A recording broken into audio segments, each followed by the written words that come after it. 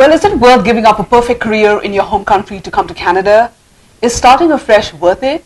Is it too difficult? Is it easy? Stay with me to find out more.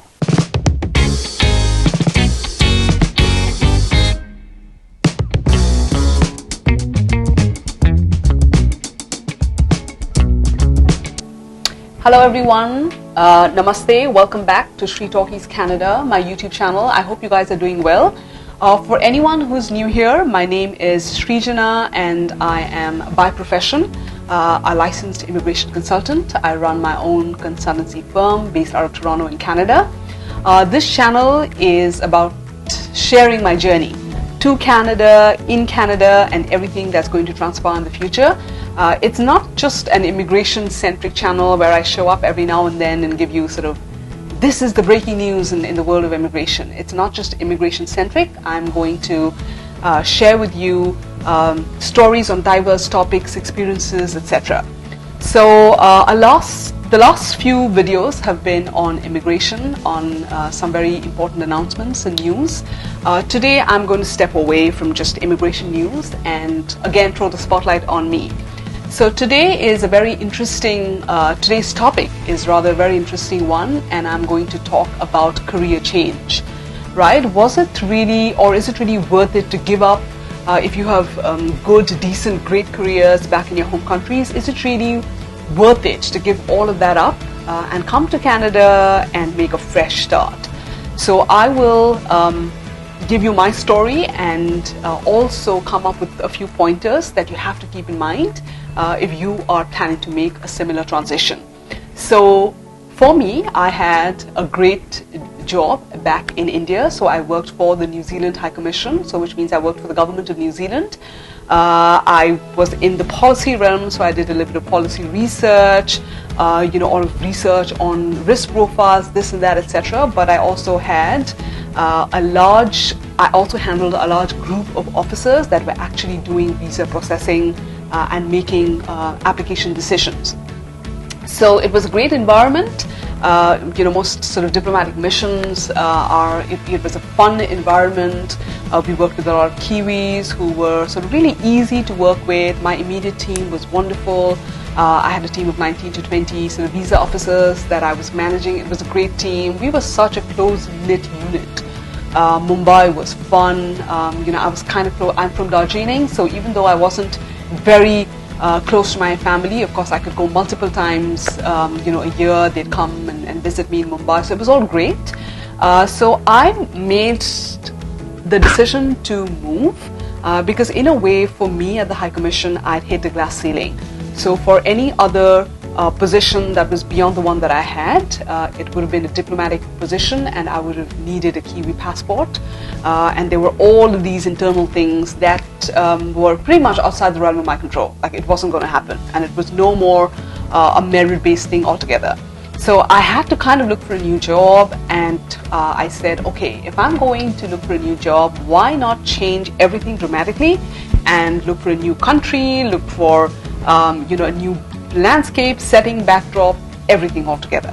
So I wanted to stir it up in a way that I sort of amped up the challenge and also the rewards would be significantly greater.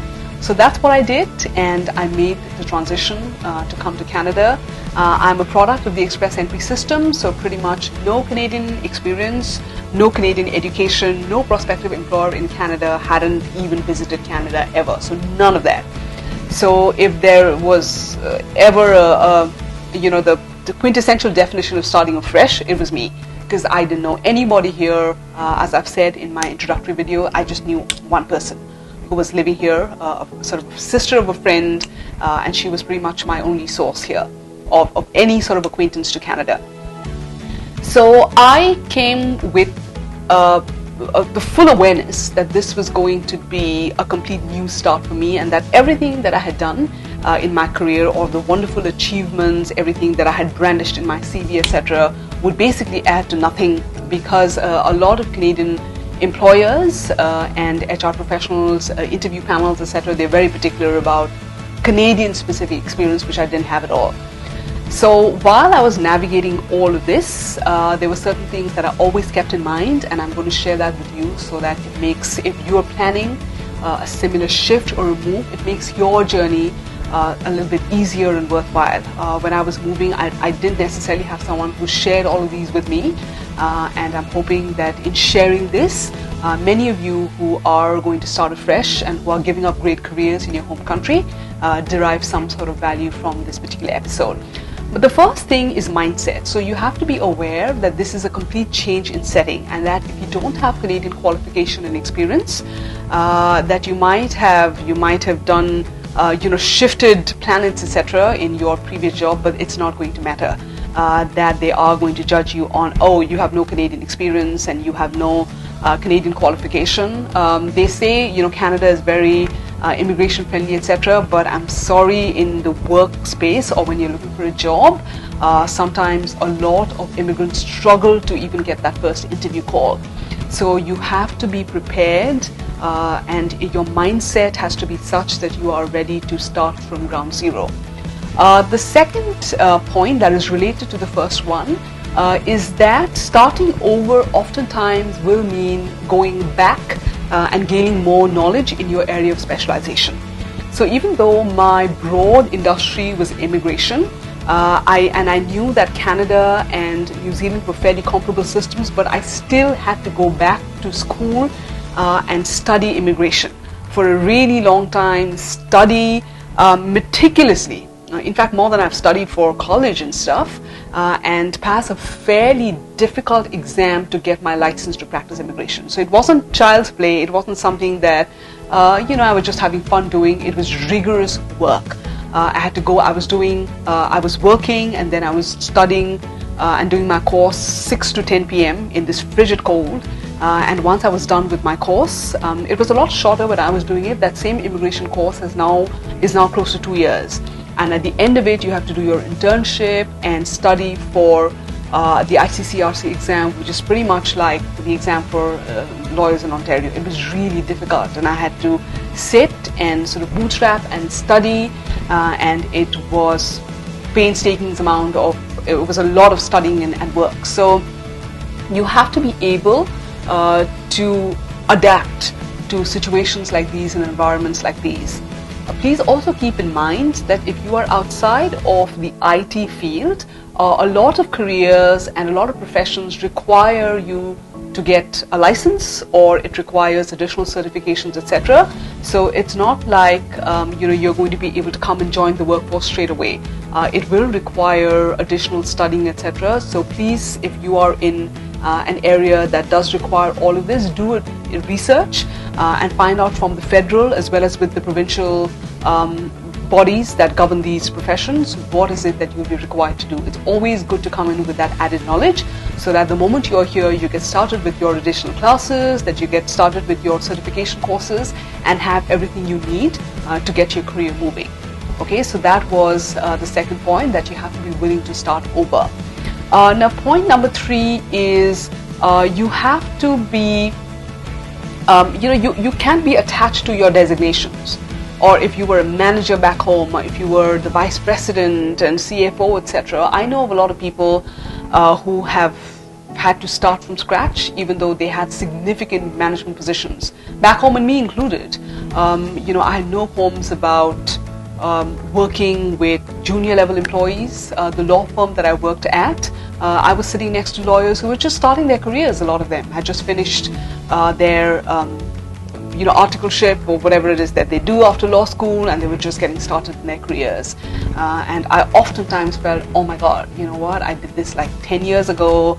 Sometimes you feel like you're too cool for school, but it was a lot, for me to take in, the fact that I was just sitting with, 20, 22-year-olds and doing something that I felt like I had done years back. And I was like, you know what, I've written a gazillion letters like this, and I've done, all of these packages, and there's so many of them, but yet I had to have the tenacity to keep doing it and building myself up for where I wanted to be eventually. So being open to situations like this and not being hung up on designations, that's an important point as well. The next thing is to be really realistic about the fact that you're not going to earn lots of money and become an overnight success. Well, I mean, if you are positioned to become an overnight success and earn millions of dollars in your first year of coming, great for you. But a lot of people coming to Canada, that's not how the story unfolds. So a lot of YouTube videos you might be watching where people are buying 4 houses in 4 years. I'm sorry, but they have to be the exceptions and not the rule. There are people who take a long time for accumulating wealth or buying assets and homes, etc. Because even if you do land a great job with a great salary, you have to realize that pretty much 30% of your money is off the moment you get it in the form of taxes. So even if you get $60,000 starting package, which is a reasonably good one, that you'll end up with $3,500 a month, which if you're paying about $2,500 just for an apartment, you're left with very little every month. So this overnight success and buying 2 homes in 2 years, these stories are more the exception than norm.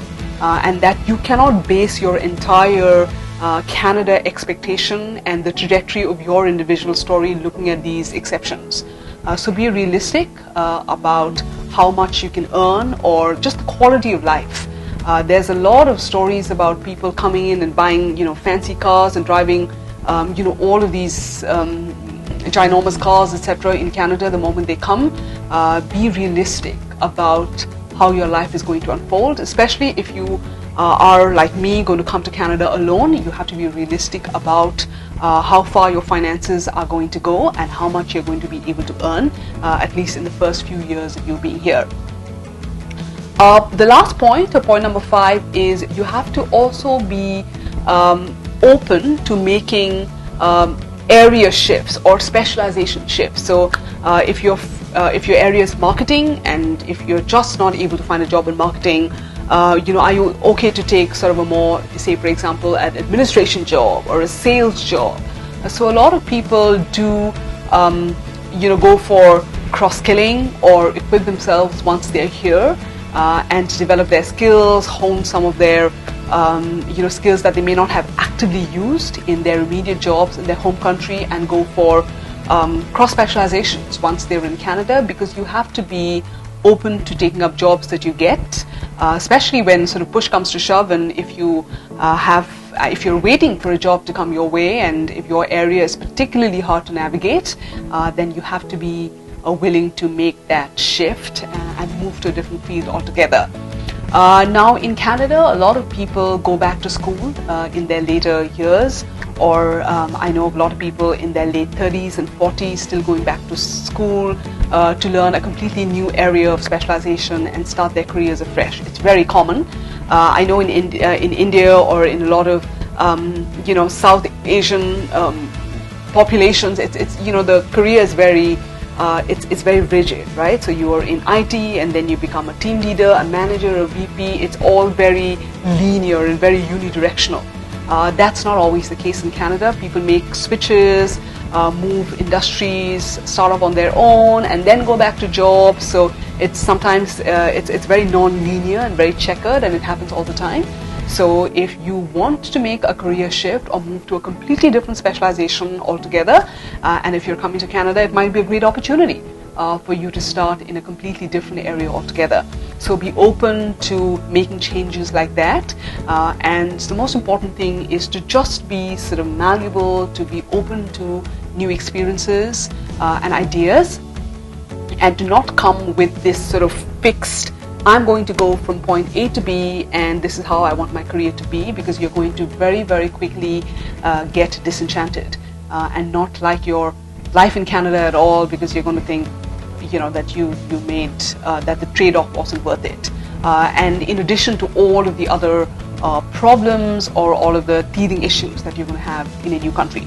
So that was my story about the career shift that I made and some of the pointers that you can keep in mind if you are planning to make a similar move, and if you are contemplating coming to Canada, and if you have if you've had a fairly good professional run in your home country.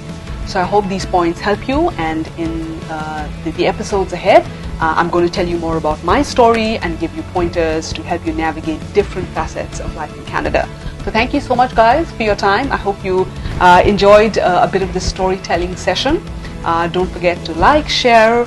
Please comment with what your plans are and how it's going for you, and what you have planned for your life in Canada, and we can start communicating there as well. But thank you so much for your time, and I will join you in the next video. And until then, I'm sending all of you guys lots of love. Thank you, guys, and see you in the next one.